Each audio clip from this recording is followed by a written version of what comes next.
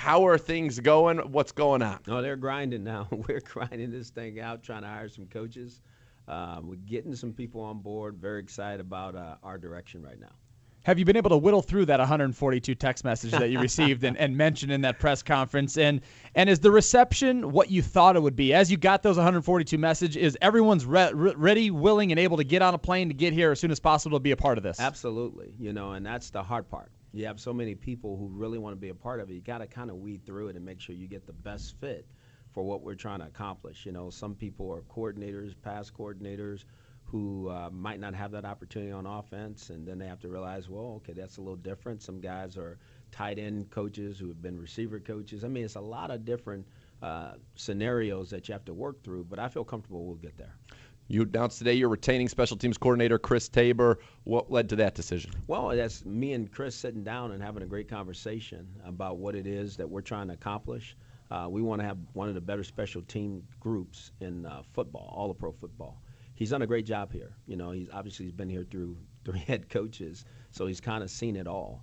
And that position is really important to me because it shows a couple things. One, he's one of the holdover coaches that we're going to keep, but he is involved with all the different sides of the football. If you think about it, offense, defense, that he brings that group together. And to me, he convinced me that he was the right man for the job.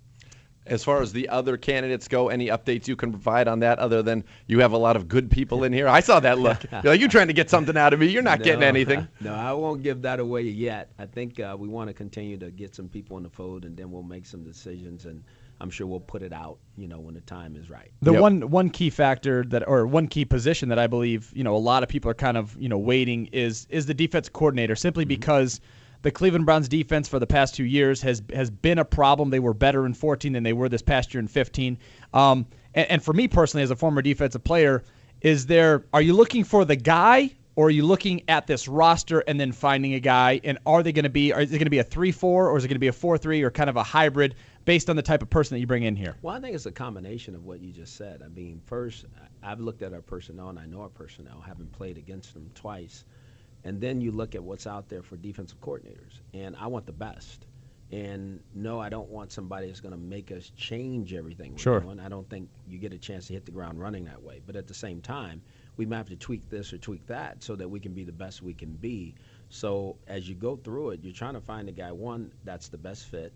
Two, who is the best guy out there? And then three, who's going to give us the best chance to win?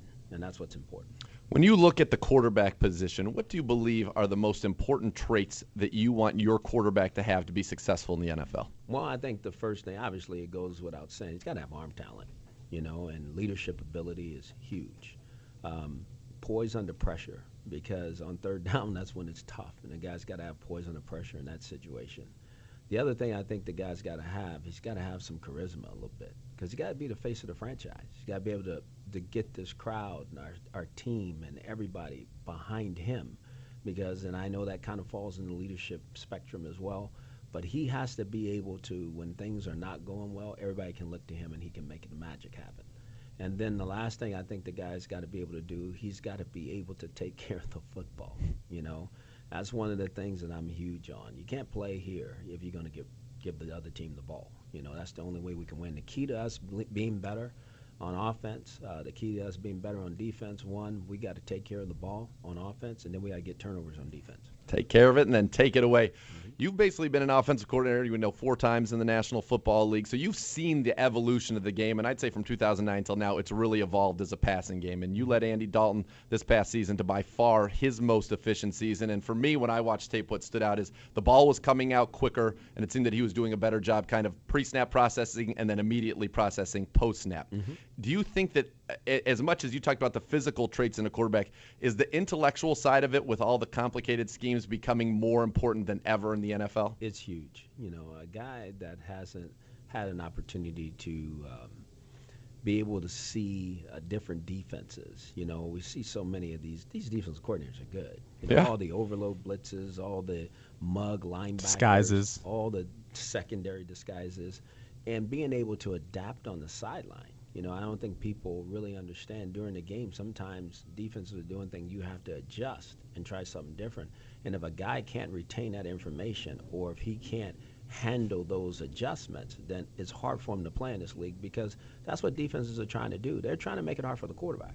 You know, at the end of the day, defenses are trying to stop quarterbacks. They're not trying to stop your offense. Yep. You got to play to the quarterback, just like we will on our defense. We're going to go stop their quarterback.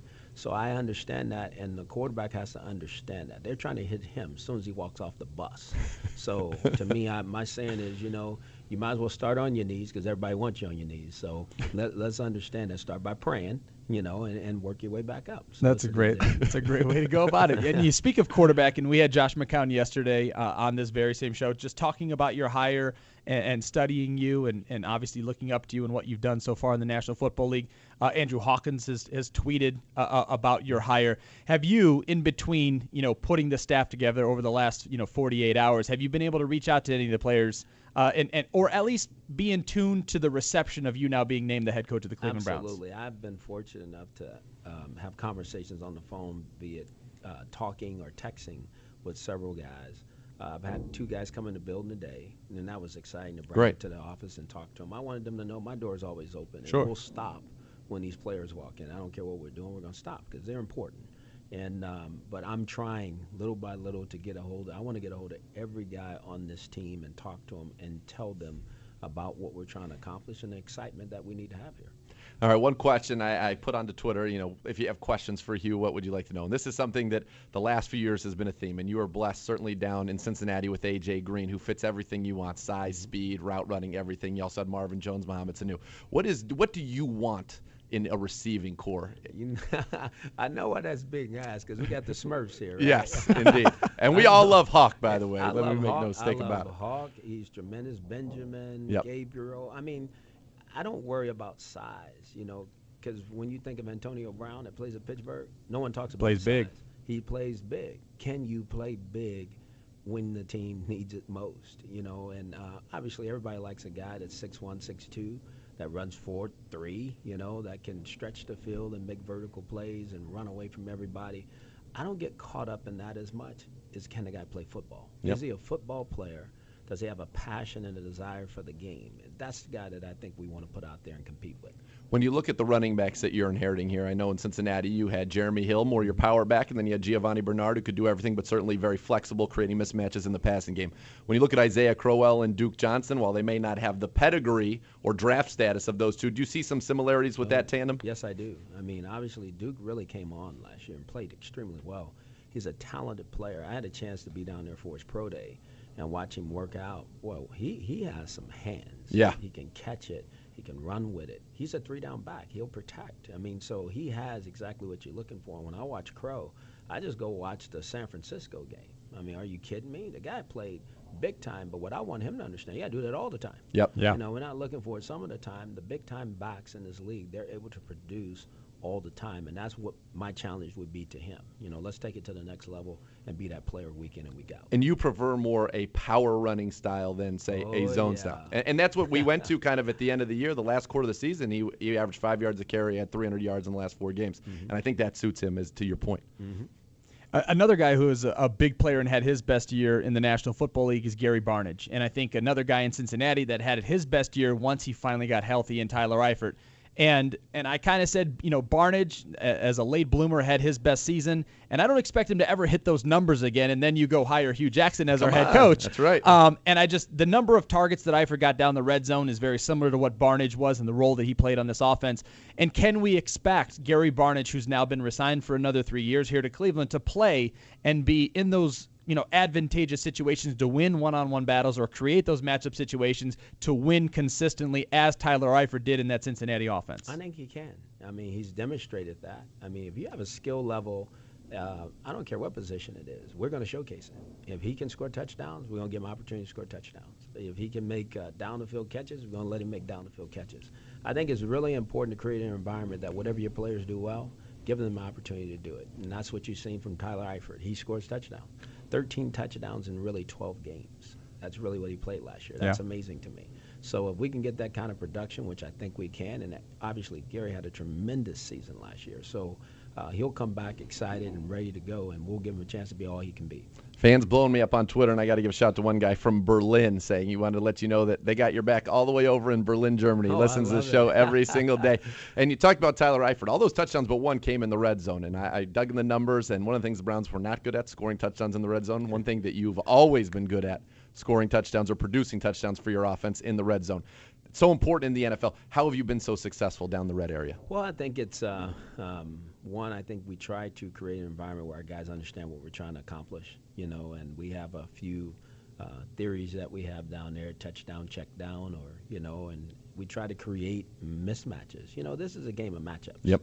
And so at the end of the day, we want to take our good players and have them go against maybe your not so good players and give us a chance to have success. But the quarterback has to be good at it. The offensive line has to understand what they're trying to accomplish because the field shrinks down there, as you know. So everybody's awareness of how to get in the end zone and score touchdowns, you got to be on top of it. So, again, I expect the same here. That's definitely the way we're going to attack it. And I think our guys will be excited about how we go about trying to score points in the scoring zone. Well, Coach, we're all excited. I can tell you the response, certainly on this program and talking to people around town, overwhelmingly positive. Everybody's happy to have you on board as the head coach of the Cleveland Browns. I know you got work to do, so you can go get that staff together. So we appreciate the time very much, and good luck, and looking forward to see it as the staff comes together. Well, thank you very much. But every time I get on air, I'm always going to give a shout-out to the Dog Pound. There it is. There it is. All the time, because our fans are going to be what helps us get this thing turned. There's no question about that. Absolutely. Coach, thanks so much for the time. Hugh Jackson, the head coach of the Cleveland Browns, our guest here on Cleveland Browns Daily, driven by Liberty Ford. We'll be back with more CBD right after this.